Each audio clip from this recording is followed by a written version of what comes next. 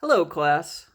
So, in addition to the PowerPoint presentation, I'm supposed to do an activity to demonstrate an aspect of that.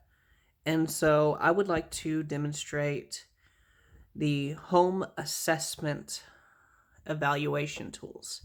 And this is simply you going throughout and making sure that your home is accessible to those that are visually impaired. So I am intentionally starting here in a dark room. So a elderly person would have to walk in here and find the switch, which you cannot see, and apparently I can't either. It is right here. So now you can see it. And there's another one that you could have used right here.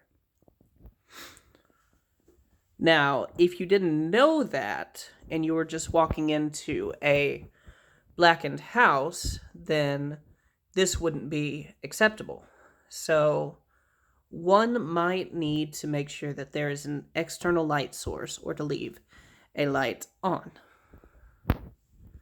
Now, then, a few other aspects that you might want to consider would be this floor. You would want to double check that there were no loose objects and that one could walk in between the different areas freely. This mat, for example, could be a potential falling hazard. However, it's here because of a greater falling hazard, especially right here. Now I'm going to flip this on. As for the rest of it, you can see there is a decent amount of walkway here. And the color variation is very well done. So it should be easy to differentiate. Now, walking into the kitchen, as this is one of the most vital rooms and one of those that is somewhat orderly, so I can show it off well. You can see different color variations here, and everything is very easy to access. However, going a little bit further, you will see this silly little thing here, followed by this. Now, this is here because I have 4 cats. So, obviously, you have to have some place for the cat litter.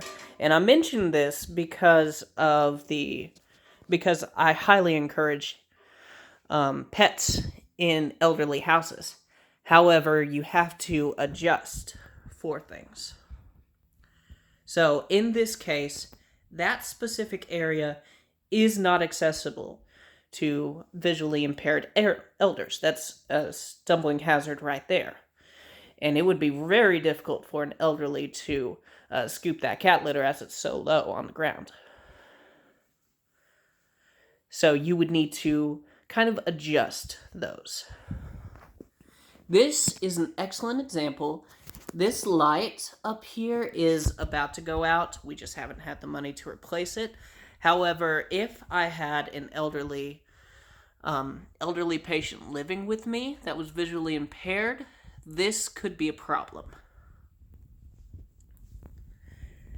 Now, a few other details that you might want to signify. And thankfully this room doesn't look so bad. But you would want to make sure that there was no clutter in the room, and that these would probably want to be put away to avoid any mishaps. Overall, this was just a brief synopsis of kind of a home assessment tool that you can do within your own house. I encourage y'all to use your own house as a perfect example of this and get some practice in for when you need to utilize this tool in a future patient's home. Thank you. Goodbye.